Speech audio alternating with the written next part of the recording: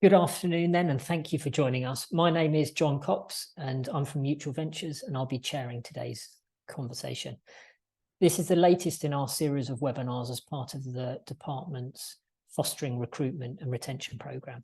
And for those joining outside the programme, it's about increasing recruitment of foster carers and providing more loving homes for our most vulnerable children. So a central focus of the programme is creating recruitment hubs as a service across groups of local authorities to manage the foster carer's journey from initial inquiry through to application.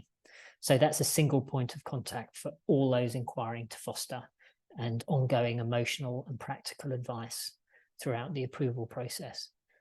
So these hubs are new services, and they'll be getting up and running over the next month or so. And when setting up any organisation, establishing culture is a key part of what you need to think about. Although it's an intangible thing, it sets the tone, it provides basis for your shared experience, and it motivates people. And ultimately, it impacts the outcomes you're able to achieve. The famous Peter Drucker quote, which I'm sure lots of people are familiar with, "Culture eats strategy for breakfast," makes that point very well. So culture is a vital thing to get right. So today we've got a panel with experience of setting up regional services in children's social care from adoption. Unfortunately, we've had a last minute cancellation from Daniel from the Northeast Partnership, so on the Fostering Hub. So I'm sorry about that, but we're going to hear from the experience of others on the RAA experience, so the regional adoption experience, what they got right, what they got wrong. And I'm sure one of the things that they will say is that there's no one way of doing this or no one right culture, but learning from each other's experiences is really valuable. If you have any questions during the discussion, please submit them using the Q&A function at the bottom of your screen, and we'll try to get to as many of those as possible. So let me now turn to our panelists who will introduce themselves. Nick.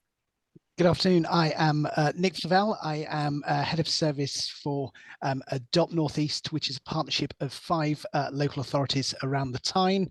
The Adopt Northeast partnership has been live since December 2018, and it's been my privilege to head up the service for the last 4 years. Thank you, Nick, and hello, Michelle. Hi, afternoon everybody. I'm Michelle Rawlins. I am head of One Adoption West Yorkshire, which is the regional agency covering the 5 local authorities in the West Yorkshire region. We became live in April 2017 as a regional agency, and I've been head of the agency for the last 2.5 years, but I was with the agency from the beginning. Brilliant, and we're going to have a very, hopefully, open conversation. Michelle's taken her pink boots off. So she's wiggling her toes around, I think, under her desk. So, right, we're going to start to kick us off. I'm going to ask what culture means to both of you, and a brief example of what you think the culture that represents the culture in your organisations.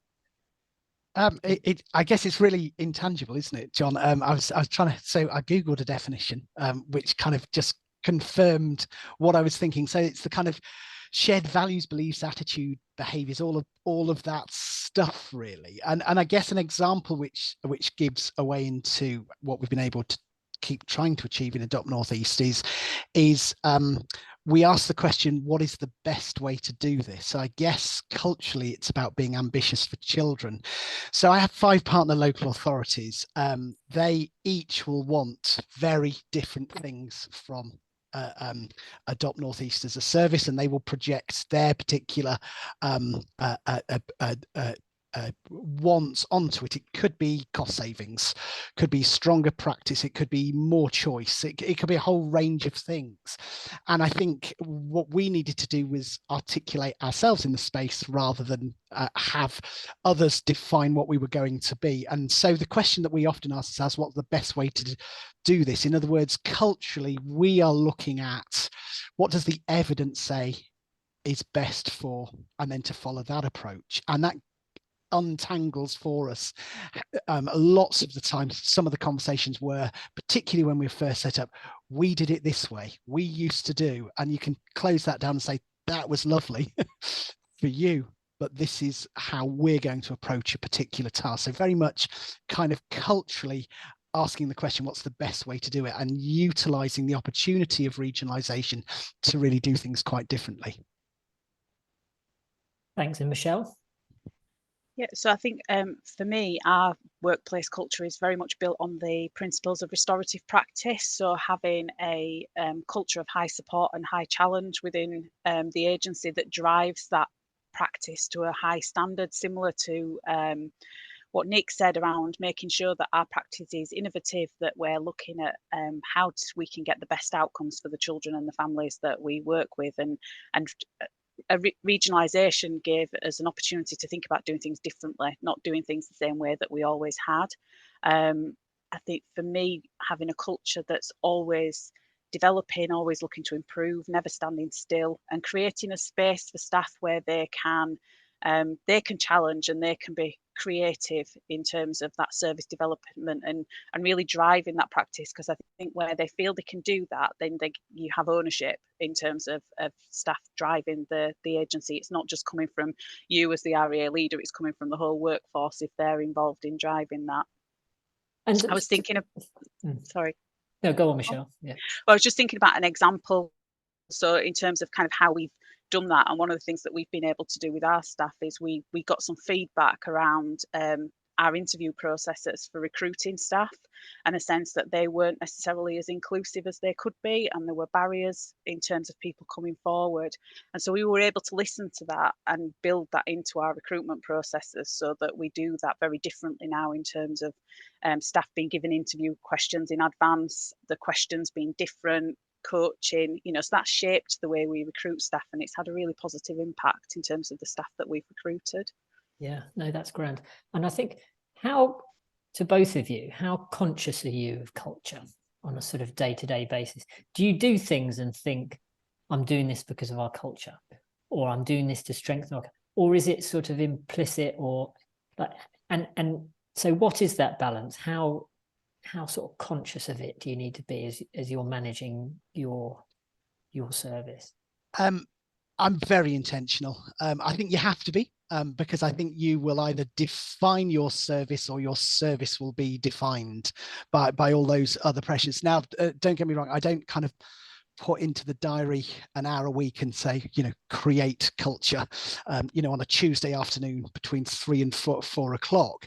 But I think you have to model it as a leader. So if you want staff to be open to a new idea, you have to be. If you want staff to work collaboratively with partners, you have to do so. So I think I'm very conscious that I have a lead responsibility around culture, and I think as Michelle's already said, those kind of building blocks. So whether it's letterheads or regular whole team meetings, or looking at our communications, I'm always thinking, does that add value to who we are and our definition of self, or doesn't it at that point? So I can be really ridiculous. Fairly recently, I found a letter going out without our logo on.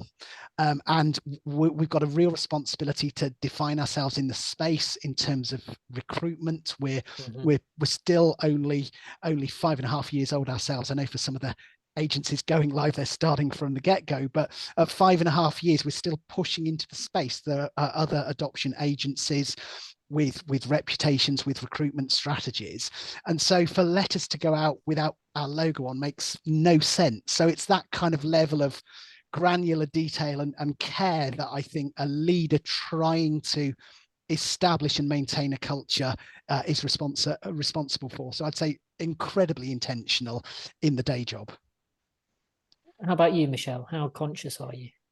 Yeah, I would say maybe less so than we were 7 years ago, because we're 7 years in now. But I think what we did from the outset was put things in place that constantly reinforce the culture, and now they're there, it almost becomes less intentional because the framework's there to support it. So, having that really clear, defined vision that the agency is working towards, and everybody knowing what that vision is, revisiting that vision every time we have a staff conference and we bring teams together, reviewing that and making sure that that remains our vision, and then breaking that down into, our priorities. What are we trying to achieve within our plan? What are our objectives, and how will we know that they've delivered those? And I think once you've got that framework around it, then almost everything that you do feeds into that framework, and those are the constant discussions that you're having with staff, and all that is underpinned by the culture that you've got. And I absolutely agree with what Nick said in terms of being,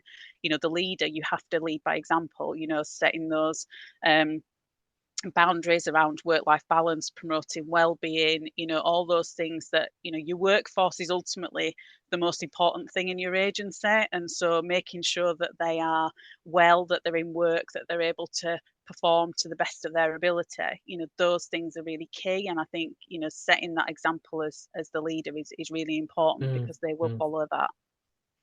And so we're having this conversation in the context of the 9 fostering recruitment hubs, most of them going live next month in April.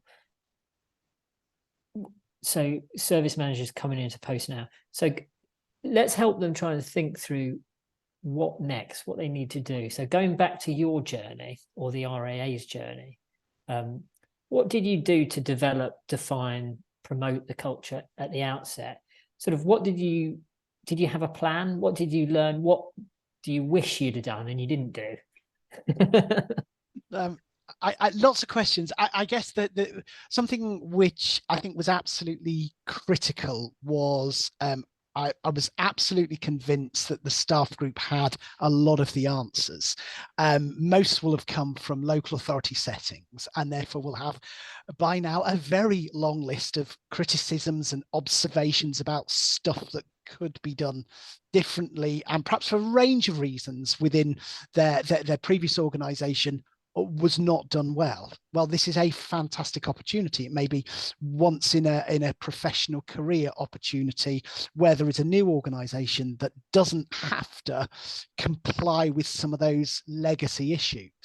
And if you're fortunate enough to recruit and attract from a range of previous institutions, so we had staff joining from 5 different local authority adoption services that, incredibly, considering there's one statutory framework, did stuff incredibly differently. It gives you the opportunity to say to staff, so what would you do? So I think that's giving permission, that's empowering them, and you need that slow thinking time. I know the drivers around recruitment, I'm conscious of those, they're very real. That's our lived experience, Michelle and mine, in relation to, well, how many of you recruited children coming through? How many? But that slow thinking time to slow down and say, what would make a meaningful difference? What would impact? So we took that time to begin to map that out. And as I said, that we had to cut through quite a lot of surface noise, because each of the 5 local authorities, unsurprisingly, thought they did it brilliantly. And so part of it was saying, how are we going to do it? And there was some politics to navigate in that. And it was also giving ourselves permission to not do stuff, which goes back to the evidence base. So there were some forms very early on knocking round that no one could really explain why were they used and what contribution they made, but were just there because it had always been done that way in a particular local authority. In fact, when you drilled down, there was some who said, well, it's a legal requirement, which, scares you at that point. And then when you drill down further, there was no legal requirement to use Form ZB1, which had been used for years by one local authority. So I think it's almost deconstructing processes and thinking, how then shall we do it? We have this opportunity. What innovation? And you would be surprised how much energy there is from a staff group to then say, I've always been wondering if we could. And that's the best conversation at the very beginning of a team event or a whole staff event when you're trying to develop processes. lots of parallels, I think, for me in terms of that experience. Definitely remember those conversations around, each local authority believing the way they did it was the best way to do it, and trying to navigate through that to come up with an agency way of doing it. Those were some really challenging conversations early on, trying to bring people along. We're a hosted model. So we are hosted by Leeds City Council, and the words of a Leeds takeover were discussed on a very regular basis, in a sense that we were everybody was being asked to do it in the way of one local authority, and trying to kind of break through some of those myths around actually everybody is making a valuable contribution to where we go, and this is our opportunity to shape it and do it in a way that hasn't been done before. But that was really tricky, and I think just that recognition, time to stop and think, particularly as a leadership team, around that journey of change and the impact of that on people. And everyone was at a really different starting point with that, and so needing to support the staff to go on that journey. But then you equally get that real sense of enthusiasm around, let's develop this and let's do that, and and almost you end up with too much to do at once. And we had to really pull back on, I think we had more task and finish groups at one point than we had families that we were working with. It was about really pulling that back and looking at, what are our priorities, what are the key things for development at the outset, what do we need to park until we're further down the line, and where are the quick wins, as Nick said, around the forms that we just don't need anymore, the processes that are really convoluted that could be streamlined. What are the quick wins that we could just move forward really quickly, so that staff start to see some of the progress and some of the development.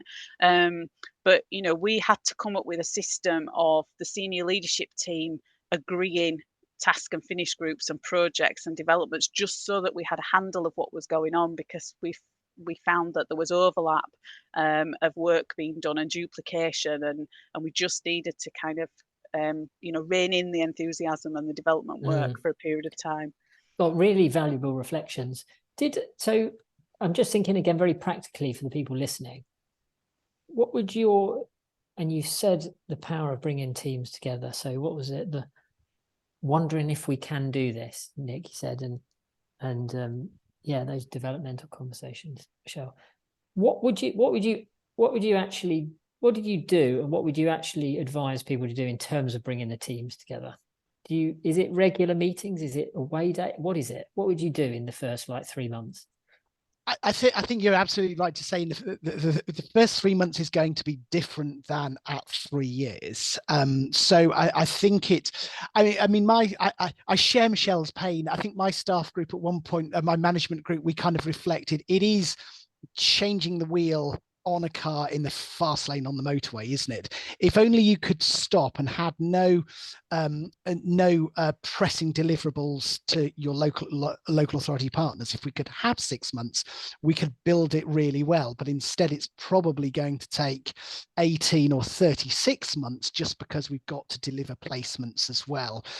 So I think, I've said about slow thinking time. I think it comes in different ways, and there are different seasons. So very early on, absolutely take the opportunity of away days if you can do so, and down tools, down mobile phones, don't answer emails, and just spend that slow thinking time. And I'm quite visual, so you will see me next to whiteboards quite often, just saying, right, can we just sketch this out? You want to find something that works.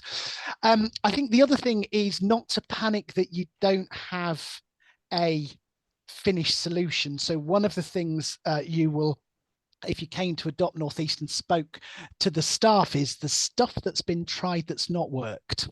And I think part of leadership is actually being big enough and courageous enough to say, that's okay, we tried it. So I'll just give an example, then I'll hand over to Michelle. I know it's not a full answer, John, but we were trying to work out to match capacity to demand at various bits of the journey, and we got into a real tangle about whether generic teams with duty days was better than a smaller specialist team and protected teams.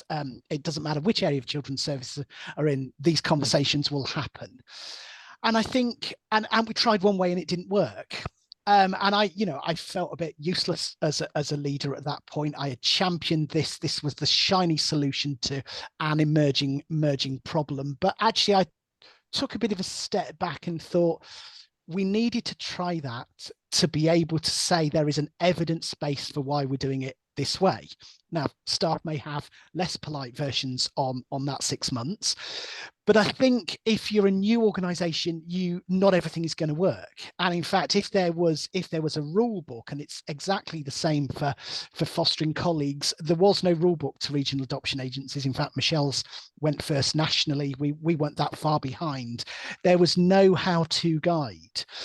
So I do think that was an important step. And I guess the final thing for me, and Michelle's put it so well, is you are going to have more ideas than management capacity to land. In fact, if you don't, that raises a whole set of different questions about the permissions of the staff, what's going on there. But I hope if you recruit well, you will have more ideas and more space to develop those ideas than you will have capacity to do so. And then you're going to have to get into some sort of prioritization. And one thing that I think saved me a lot of pain was at that point going to my stakeholders, because they owned me, they influenced the strategic direction. So for me, I was extremely concerned about the delivery of adoption support. My board, when I first came into post, we're really concerned about recruitment. I didn't have the bandwidth, my management group didn't have the bandwidth to do both. So at that point, I was led by them. That built trust and confidence, because I was listening and responding to their immediate priorities. Now, yeah, there've been later conversations when actually I think their priorities are probably wrong for the agency. But you have to cite them and you have to have those conversations with your stakeholders as well. I would actually say the same applied to staff very early on. Sorry, Michelle, one more. Very early on, I was very concerned about the quality of assessment work in recruitment. And whenever a senior manager comes up with a worry about immediately looking at forms and, and training and case management systems, the staff had been quite bruised with their move into the regional adoption agency. They weren't ready to throw that up into the air. They needed stability and stronger case management than a new form to deal with. So again, there's a kind of organic prioritization. There's external stakeholders, and then there's your gut, and it will be on a proposal by proposal basis. But I guess that's why we get paid the money we do, is to kind of sift through those. But I would say do less rather than more, particularly early on. Interesting. And it sort of makes me reflect on just one, I think, truth in all my experience running teams as well, is that it's not just about the outcome, it's about the journey to get there that builds the culture. So getting things wrong is actually valuable, because you learn how you're all going to react, and you learn that you're not all perfect. And, as a manager, it gives you a valuable dent to your ego, doesn't it? When you're wrong. So I think all those things are sort of an important part of, and doing that sort of publicly in the sense of within the organization is a useful thing to do. Michelle?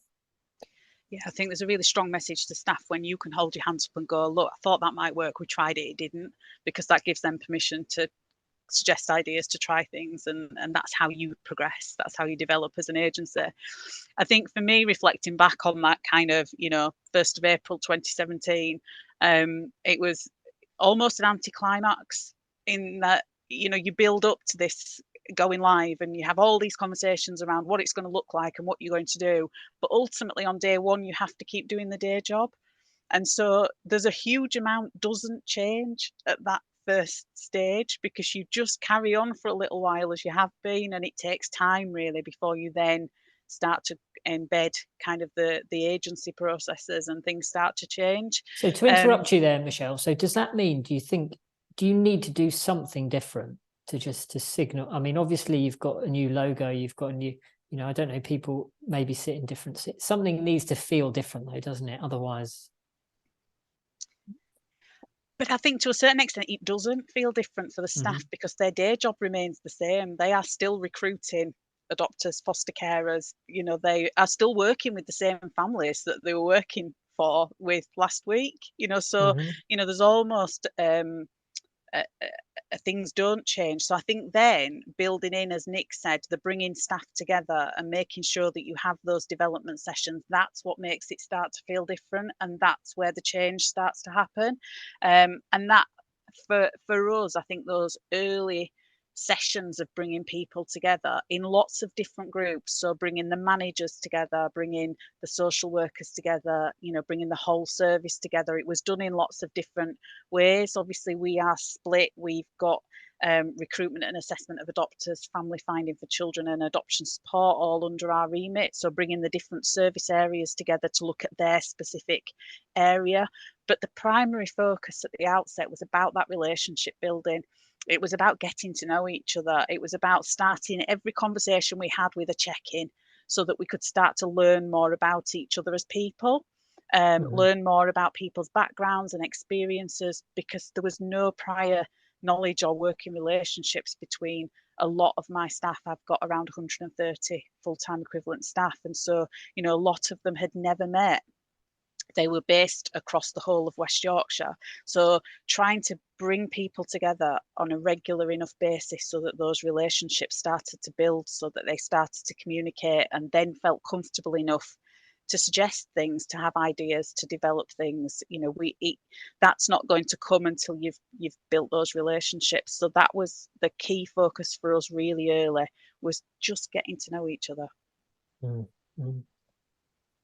And I suppose a slightly different question: how much for you, and did this change during the journey, was culture an internal thing, or how much focus do you have to give on internal versus external sort of projection of that culture? And I suppose thinking of that in the context of social care, obviously the environment we're working, but also a regional collaboration of local authorities. I think it's a really important question for fostering colleagues, and there isn't a right answer, and I wish there was an algorithm, but I was reflecting that by definition you just don't want to duplicate or amplify the challenges that there are. That's why this approach has been taken. So a good example would be the culture at the moment is often very concerned about the finances. That could really impact and limit innovation at a time when you need to be thinking through innovation. So you've got to kind of boundary the space and say, you know, we've got a defined budget, or we're not going to take a financial view or a sustainability view. We're going to take a best evidence view and see where that takes us. So you are going to have to fight for the space to develop as a service, but you can never, you are part of a broad ecosystem. Another example would be in relation to staffing challenges. So a number of children's social care departments will have significant challenges around recruitment, retention. That might not apply to your service, and therefore, even though it's there, it's noise within the wider ecosystem, you would want to create the space that that's not an issue. I think if I was to put numbers on it, John, I think probably 80% of the culture work done would be internal. And you've got the levers, you've got as Michelle and I have said, you've got opportunities there, but you don't operate in a bubble. But I would want to keep it to the kind of 20%. 20% is that kind of the external culture impacting. And the way in which, and you have to work out the mesh, really, and that's the governance structures. And they're really interesting. And in fact, Michelle and I are part of Adoption England, and we can spend hours with our colleagues navel gazing about governance structures. We don't operate in isolation. We have budgets, we have senior leaders who monitor us and so on. Getting that right, and getting that right early, is really important. important? Does everyone have the same voice? If you're a consortium of 19 different stakeholders, is that 19 views on the color of your logo or not? Who needs to be involved at what level? And they're really intriguing place governance groups. So my executive board is made up of directors of children's services. I'll be polite, never quote me, but their technical knowledge of adoption isn't that strong. So they aren't the best forum if I'm saying, could we take a more gymnastic view of regulation 37B? You need a different governance group for that to say, we're thinking about doing this, we think it's that. But when it comes to finance, you'll want the directors of children's services. So I think you have to decide on your governance group. Where possible, small is better than large, because the more voices in a room. And also they do create their own momentum that I could name. I never would, I'd get fired. I could name some who always want to make a contribution because they're senior and they're in a room, so they're going to. But I think trying to get the right balance, what are you accountable for?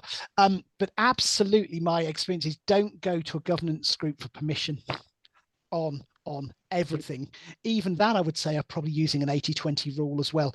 80%, I would say, I've got professional autonomy to deliver. As long as I'm delivering more placements, so be it. I'm not going to go over every last thing. And actually, I've got some autonomy in relation to recruitment, a range of autonomy in relation to finances. It's a real privilege. But there is some stuff where the 20% culture, I've got to go and get permission to take that forward. And it's with a political antennae, some of that. But governance is absolutely critical. No, interesting. And I think that's a really good piece of advice. Get that governance right and get it right early. And you were a bit optimistic there when you said, I think, get 10 people in a room and there's 10 views on the colour of the logo. I think there'll be at least 12 or 13 views. Michelle, how do you, can I ask you a little bit about governance as well, particularly in the context of relational practice and your, the high support, high challenge and trust, trust and allowing freedoms for staff. How does that work? Do you and how does it play into your culture? Yeah, I think I again, like Nick, I think I'm quite fortunate in that I have quite a lot of autonomy in terms of decision making, in terms of the budget that I hold that allows me to make decisions around how the service is run, and my board are generally quite happy for me to make day-to-day decisions, and I run things past them as and when I need to. But generally, my board are supportive of that, and I think that comes from having some robust performance reporting things in place, so that you can evidence to the board the work that you are doing, and that accountability is there, and that builds confidence in them, that builds the confidence they have in you as the leader, and then the trust develops and you give them more autonomy. I am aware from speaking to colleagues in different parts of the country that there are very different arrangements and very different structures, and there are others who do not have the same level of decision making ability. But I think that hinders your development as an agency, where you're not able to make those decisions, because we're living and breathing it day to day. And so in terms of understanding what the service needs, we all have the same ambition. We're all working towards good outcomes for children.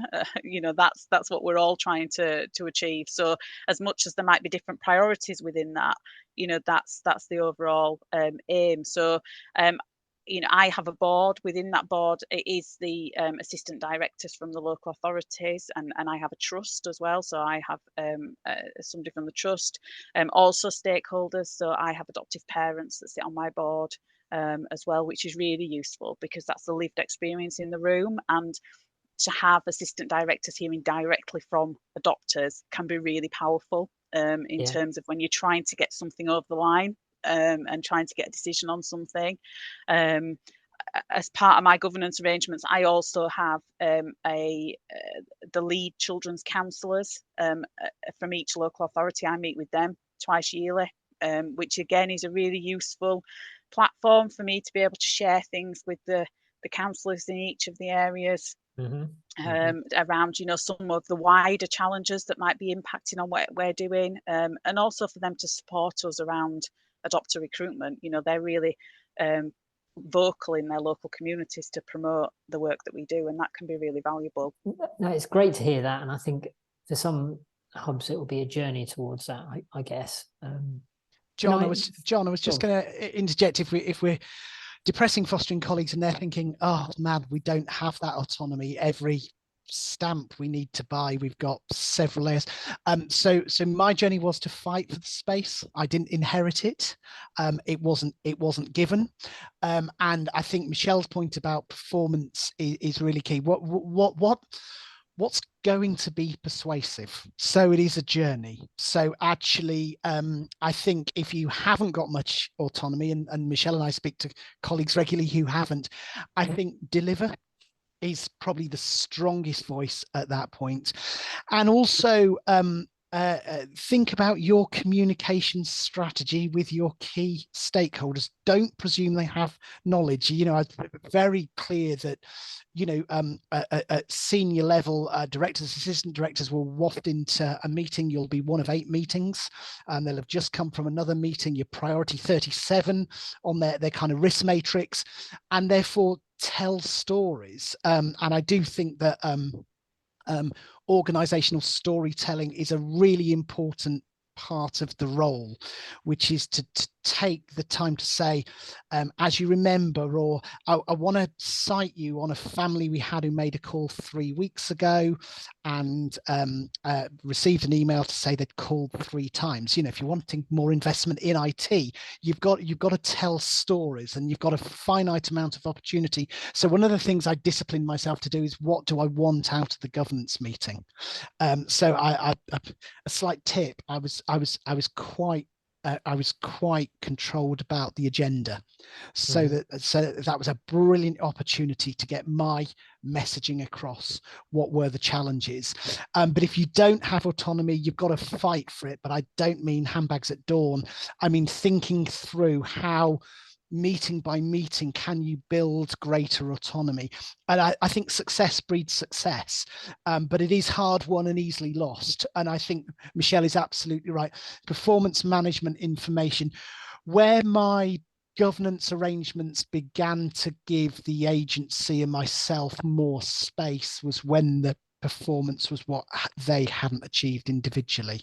So I do think, as I said, you may have to earn autonomy. Some arrangements may give it, because there may be visionary leaders who understand that actually you're going to need that autonomy to deliver in a short time the increases in recruitment that they're after. But if you don't have that from the get-go, think strategically how you're going to try to achieve it.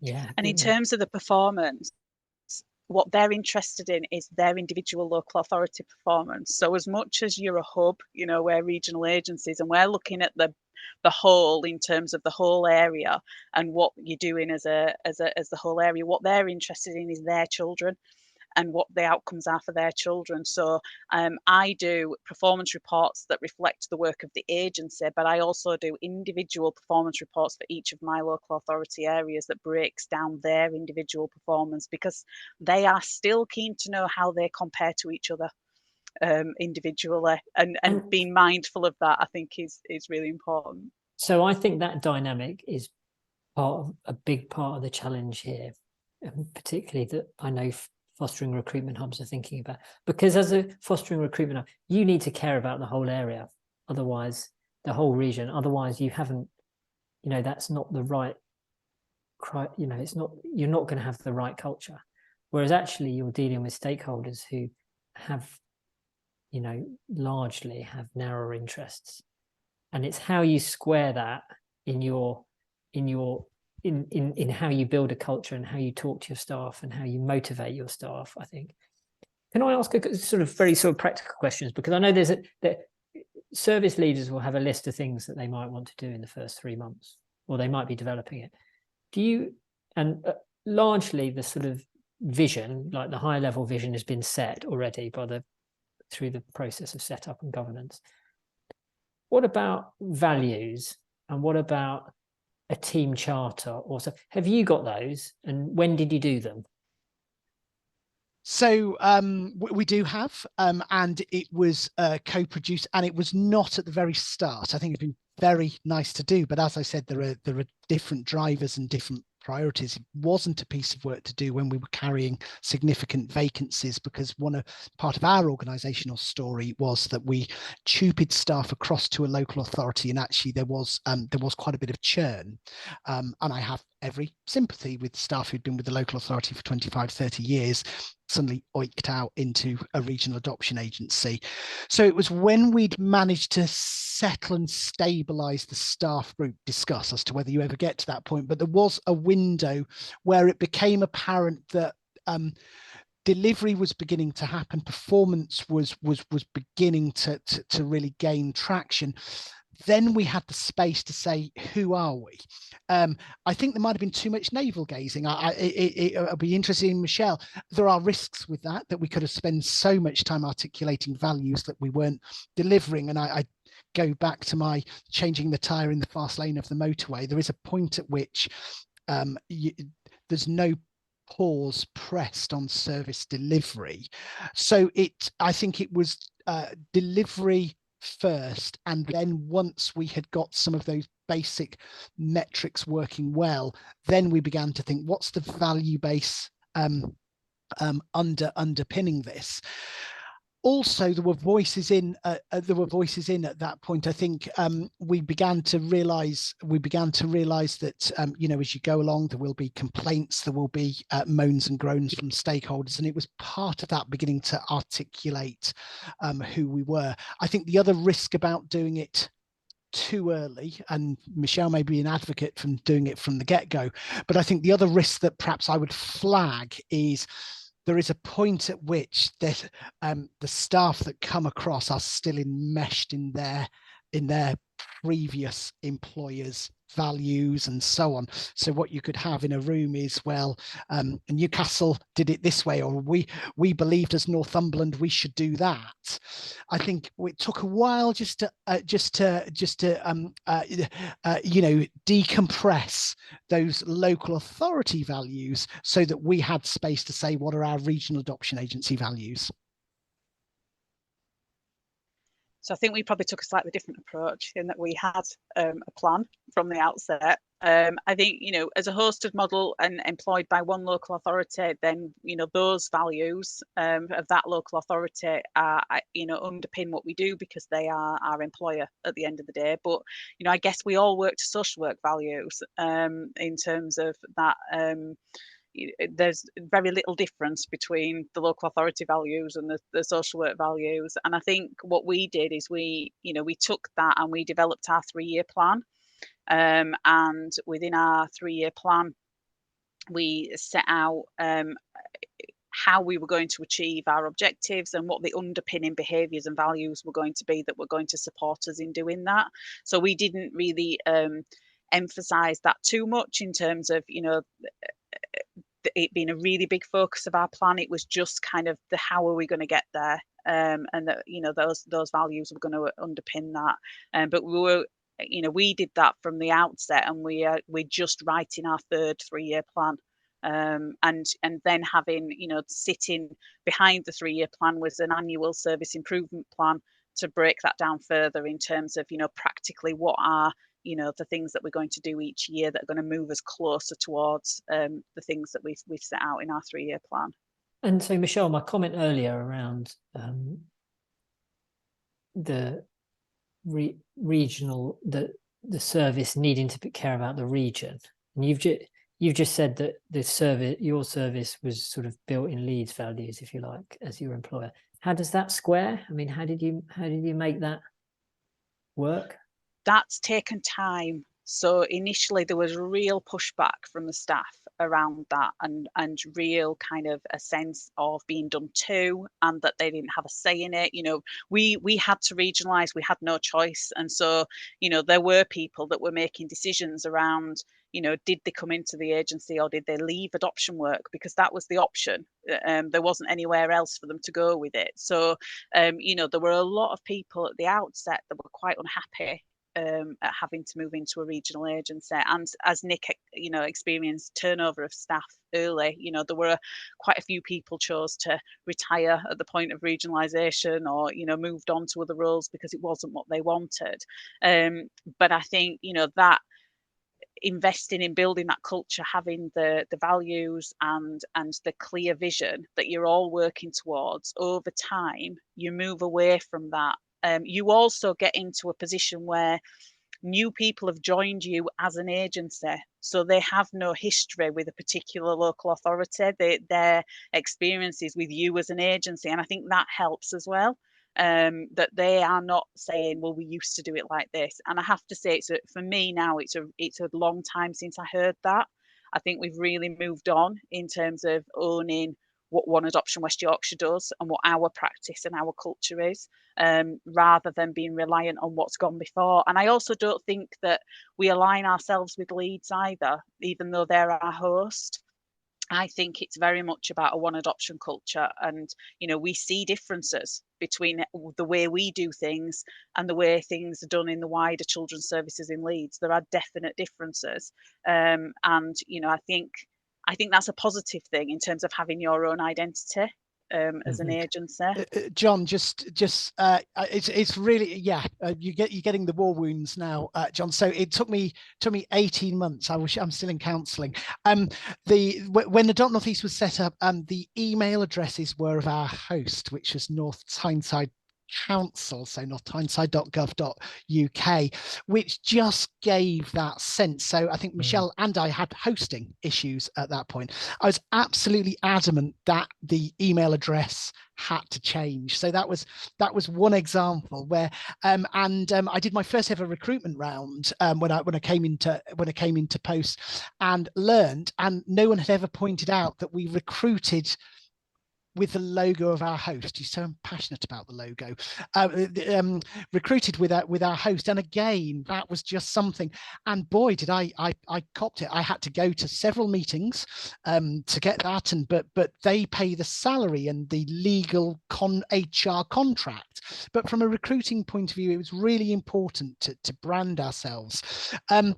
Michelle's right. It gets easier. So some of the TUPE issues are in the past. I guess the other thing, and it will be the same with the success of these fostering arrangements, are the more things are pan-regional, the less fostering expertise will begin to remain with the local authorities.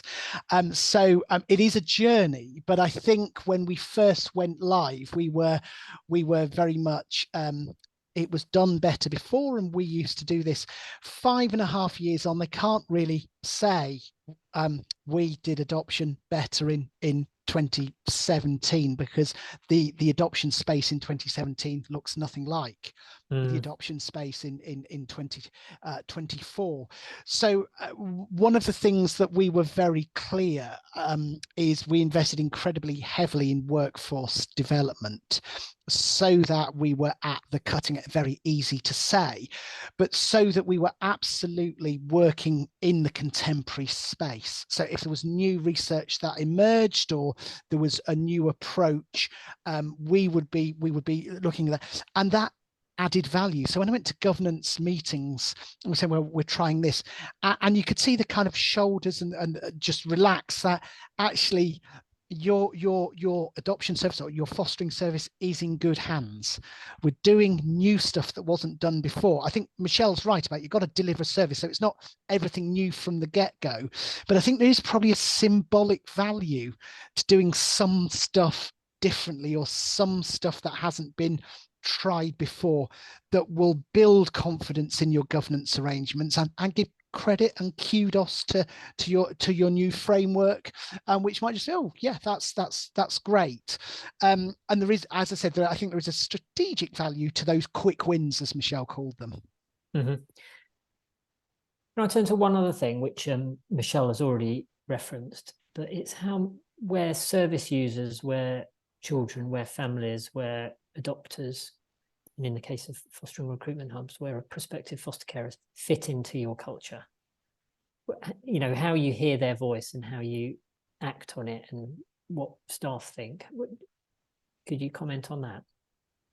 Maybe Michelle. Yes, so we have, you know, as I said, we have adopters on our board, but we've got partnership arrangements with Adoption UK and PAC UK, so we get kind of independent feedback, and they offer independent support to the families we work with. But all our training is co-delivered with adopters, adopted people, birth parents are involved in delivering training to our prospective adopters, and I think that's something that's been really beneficial from scaling up.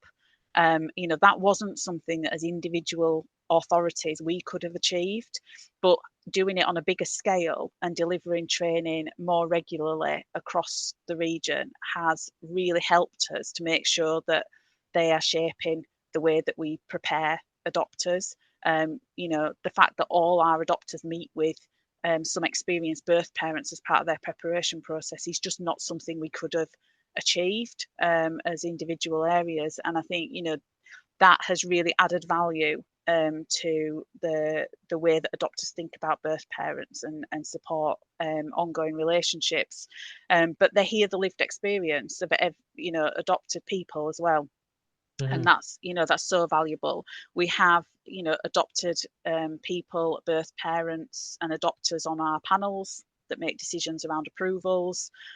We consult with groups of adopters, adopted people, young people as well. We've got some young people's groups and we're able to consult with them around changes that we're making. You know, I think there's a real acknowledgement that, you know, it's always an area that could improve in terms of capturing that child's voice. That's not an easy thing to achieve. So, you know, that's something that is very much on our improvement plan for 24-25 is to look at that in more detail. You know, it never ends in terms of that improvement work. No, you know, you it keep never going. But it is, you know, I definitely think there's something about being on a bigger scale that makes it easier to involve stakeholders in the work that you're doing. Just very briefly, I think Michelle's covered it off. I would say beg, borrow and steal. So there is more stuff nationally. There's quite a lot being generated. We're quite fortunate in the adoption space with Adoption UK, PACT, a range of organisations, and Adoption England. So actually, there's no way that we would have been able to produce a compelling film in relation to early permanence. Adoption Thames Valley did an absolutely brilliant piece of work, and so we were with a lot of service user voices in that. So there is a lot out there. I think the opportunities for digital. So very few children and young people would want to come along to our training of adopters, but actually in the process of filming an adopted young person, lovely 13-year-old girl who wants to give her views. And so the opportunities for more hybrid and digital working absolutely apply in different opportunities to get voice and experience into our thinking. No, thank you for that. So last question, as we're approaching the end, to both of you, what would be the one piece of advice you would give to service leaders, so sitting in your seat in the Fostering Recruitment Hubs, as they're just about to start the journey, if you like? What would you say? For me, that I know you'd prep that question, John, because it's fairly easy, and Michelle's a living embodiment. I absolutely couldn't have done it without the network of those whose lived experience is the same. So we're really fortunate. That was one of the absolute solid foundations of the regionalisation of adoption programs, which Michelle and I have benefited from, which is to phone a friend, and they're probably not going to be within the local authorities. Your safeguarding colleagues, your independent reviewing officers, your finance, your communications officers, they'll be within your arrangements. But actually, those who are going through what you're going through, or most closely approximate to what you're going through is going to be a network. So get them on speed dial. I think I'll embarrass myself. Probably in the last 2 weeks, I've emailed Michelle once or twice and other colleagues with quite technical stuff, because someone somewhere will be just that bit further ahead and have the answer. Michelle's not the only one on speed dial, because one Adoption West Yorkshire won't have all the answers, but as a network, someone somewhere is going through it and will say, have you tried, and do you want to consider? So use the network to and don't be shy in using that network. Brilliant, thanks, Nick. So on I guess slightly different focus, I would say communicate. In the early days, the feedback that we consistently got was, we don't know what's going on. We don't know what's happening. And people are finding out different information at different times. People have got different messages, and it was like Chinese whispers to begin with. And we tried all sorts to get that right. So we tried regular emails, we tried Teams messages, we tried staff newsletters, and the biggest success I have had is recorded check-ins with staff. So I do a half-hour check-in with staff on Teams, and I record it, and then I upload it so that everybody can access it, whether they were able to make it or not. And I vary the frequency of those depending on what's going on. So when we had our Ofsted inspection in the autumn, I did those daily. I often have very little to say, and I am clutching for what can I tell them, what can I update them on. But the feedback has been really positive, that staff feel because they are happening, they're being kept in the loop, and there isn't a sense of suspicion that there's things going on behind the scenes that they're not aware of. And so that has helped massively to build trust with the staff team around that communication and just being visible. I spend a lot of time traveling to different offices across West Yorkshire to sit next to the staff in the offices and be there and be visible. So they have the opportunity to raise things if they want. And I think that's just that's really important, to build those relationships. Again, it comes back to relationships every time, but to build those relationships and that trust from the outset. So yeah, learn from our experience of missing the mark with communication. Yeah, okay. I mean, brilliant. Thank you both. I mean, I think we've got to bring it to a close now, but I think this has demonstrated how important culture is, how it's the sort of basis of a successful service. Is also something that never ends, to quote you, Michelle, and you'll have to continually work on. So take your chance. This is you, Nick. Take your chance to do something different and fight for it. So start by being clear about what makes your hub different to a conventional local authority service, including relationship and its approach to foster carers. And it's vital to remember the purpose and why we're here.